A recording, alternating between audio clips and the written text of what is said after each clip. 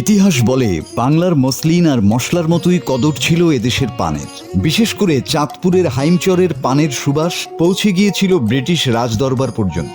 প্রজন্মের পর প্রজন্ম পার হয়েছে, শাসন বদলেছে, কিন্তু বদলায়নি হাইমচরের পানের সেই আদি ঐতিহ্য। আধুনিক এই সময়েও হাইমচরের অর্থনীতির মূল চালিকা শক্তি এই সোনালী পাতা।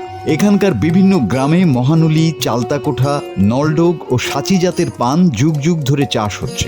উপজেলা কৃষি অফিসের তথ্য মতে হাইমচরের 3টি ইউনিয়নে বর্তমানে 235 হেক্টর জমিতে পানের চাষ হচ্ছে। ছোট বড় 1072টি বরজ থেকে প্রতি বছর বাজারজাত হচ্ছে প্রায় 52 কোটি টাকার পান।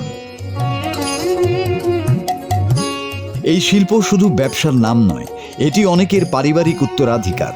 তাদের জীবন জীবিকা চলে এই পান চাষে। 3 নং আলগি দুর্গাপুর দক্ষিণ ইউনিয়নের কৃষক জসিম সর্দার, যিনি প্রবাস জীবন ছেড়ে ফিরেছেন মাটির টানে।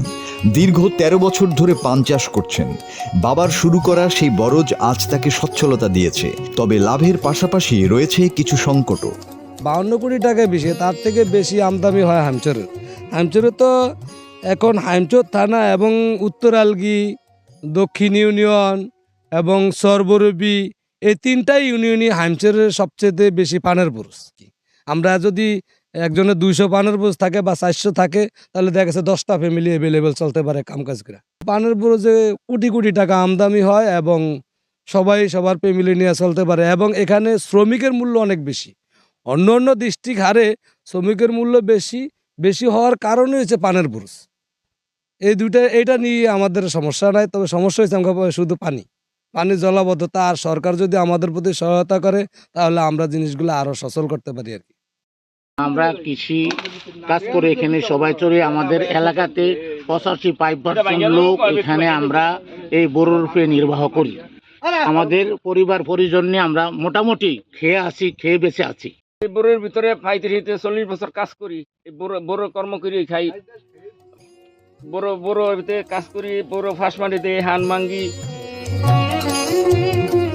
কীটনাশক, শ্রমিকের মজুরি আর জলাবদ্ধতা এখানকার বড় সমস্যা বলে দাবি পান চাষিদের।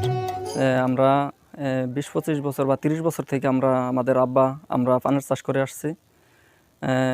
আমাদের পান অনেক সময় বিক্রি হচ্ছে না, পানের দাম কম, আবার বন্যায় ক্ষতিগ্রস্ত হয়। একেবারে যখন পানি উঠে সম্পূর্ণ পানের বরজ নষ্ট হয়ে যায়। এর থেকে আমরা সরকারিভাবে কিছুই ক্ষতিগ্রস্ত পাচ্ছি না, সহায়তা পাচ্ছি না।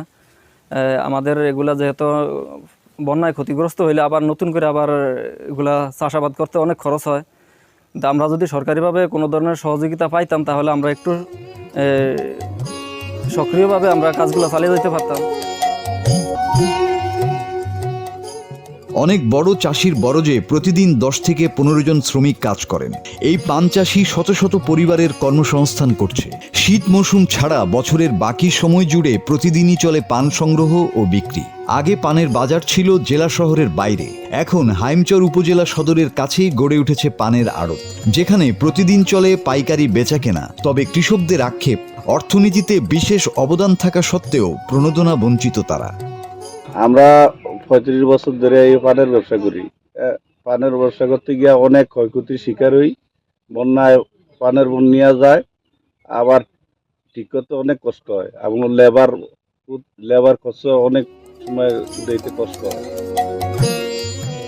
ব্রিটিশ আমল থেকে চলে আসা এই পান চাষ আজ হাইমচরের 80 থেকে 90% কৃষকের আস্থার প্রতীক। সরকার যদি জলাবদ্ধতা নিরসন এবং কীটনাশকের সহজলভ্যতা নিশ্চিত করে, তবে প্রায় 52 কোটি টাকার বাজার একদিন 100 কোটি টাকা ছাড়িয়ে যাবে। বংশ পরম্পরায় এভাবেই টিকে থাকবে 100 বছরের জীবন্ত ইতিহাস। News desk, Bangla TV.